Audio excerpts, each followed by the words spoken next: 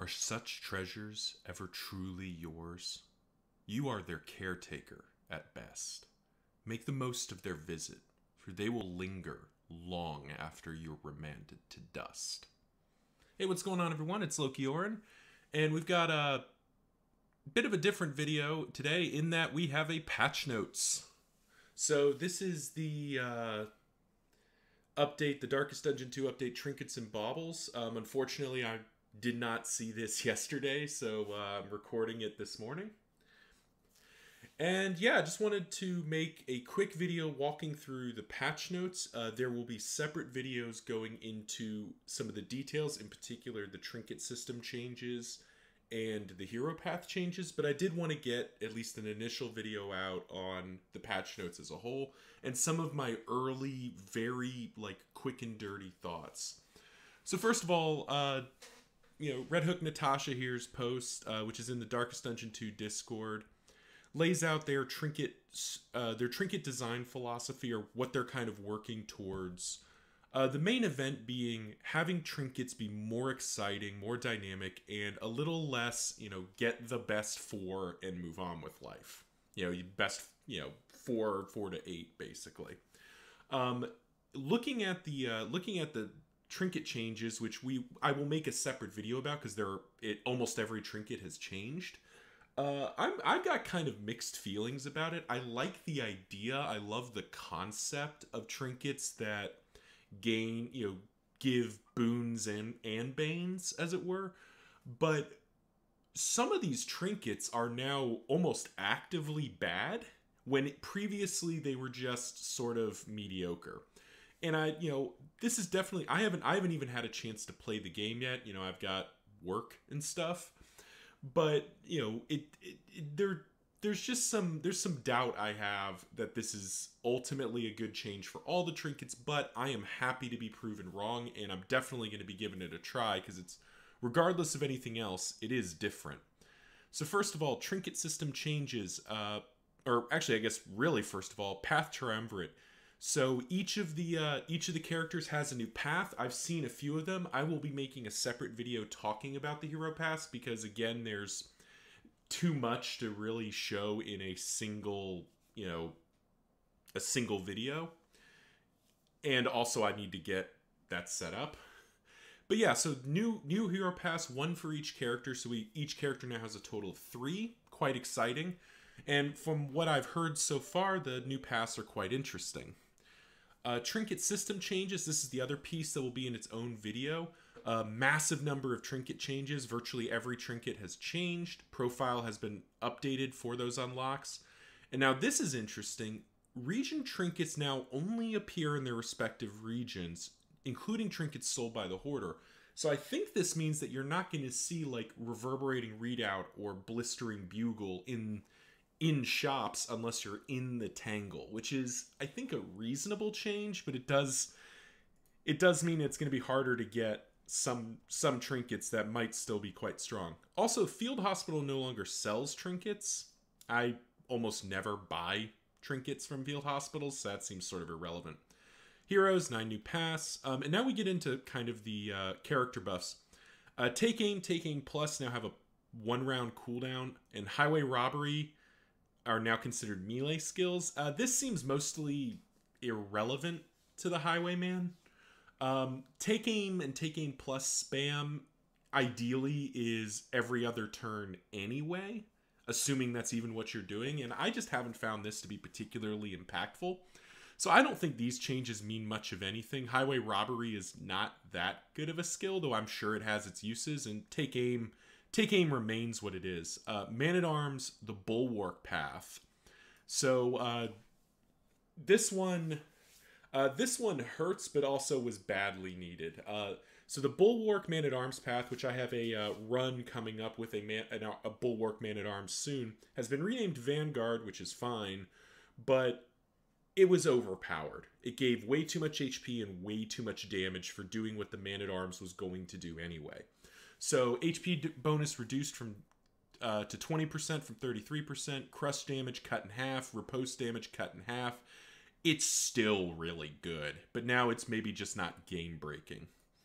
Occultist has had Binding Shadows and Binding Shadows Plus launch ranks, which I assume is what position you can attack from, has been changed from 1, 2, 3 to 2, 3, 4.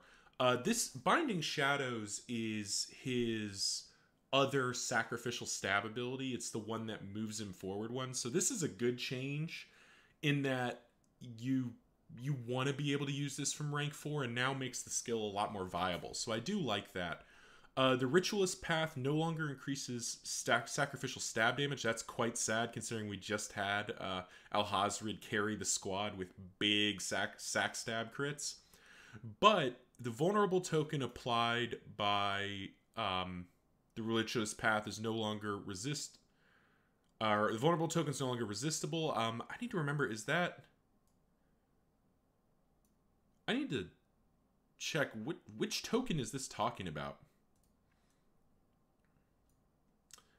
We'll come back to that. So I'm not 100% sure what this means. I just don't remember exactly what the Ritualist Path does in this context. Yeah, give me a second. Sorry about that. Okay, so this is this vulnerable token is applied to the Occultist. I forgot that the Ritualist has a 25, now 33% chance to gain a vulnerable token at the start of its turn.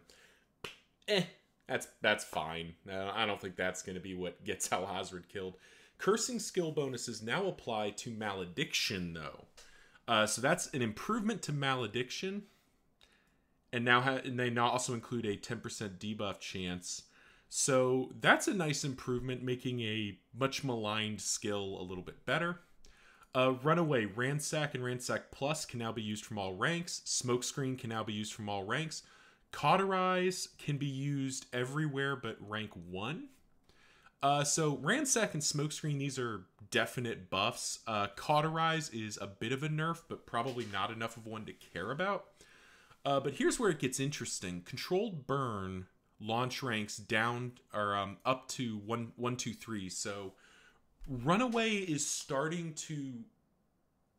I don't know if it's starting to coalesce in a rank so much as the Runaway can actually function at a lot more ranks. Suddenly, rank 3 is much better for the Runaway with Ransack, Smokescreen, Cauterize was always there, and now Controlled Burn. That makes the Runaway a lot better. So that's definitely an improvement. Controlled Burn, no longer ignore, dodge, and blind. That's kind of fine because Controlled Burn now applies an initial burn in addition to applying the token which keeps adding burn. That's a pretty substantial improvement to the skill. It means that it's not a do-nothing skill that first round. So that's definitely worth having. So that's a nice improvement for the Runaway. Then we got some gameplay issues. Fixing an issue with Breacher, which I haven't noticed, but I'm sure has happened.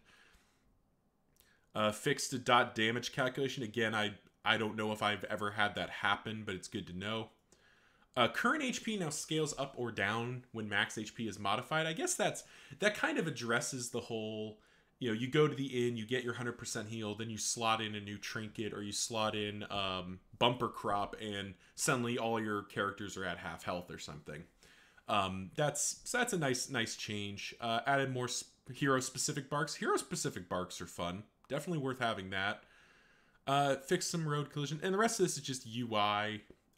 Glancing through it, nothing here that's like game-changing. It's more just, good to know.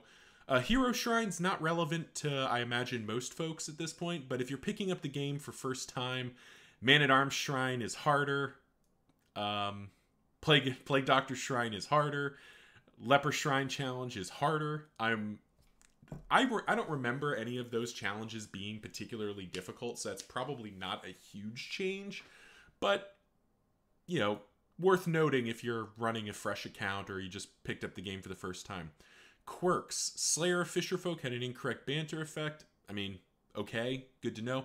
Sanguine stress heal chance reduced to 25% from 100%. Given how rare Sanguine is, that feels like a pretty powerful nerf. you know, basically taking a skill that was, you know, amazing. It was one of the best quirks. I said skill earlier. One of the best quirks you could get, and now it's sort of just there. But you know, I also don't think that that's what makes or breaks a run. So I don't think we need to worry there. And then a couple of other bug fixes, mostly just making sure things run as intended. But yeah, so that's the end of the patch notes. You can see here we've got the full trinket change list. Be on the lookout for a follow-up video focusing on trinkets and on the hero paths. But thank you all for watching. This is the patch notes for the patch that is, I believe, called Trinkets and Baubles. Live on Experimental, so go check it out with me. Until next time, see ya.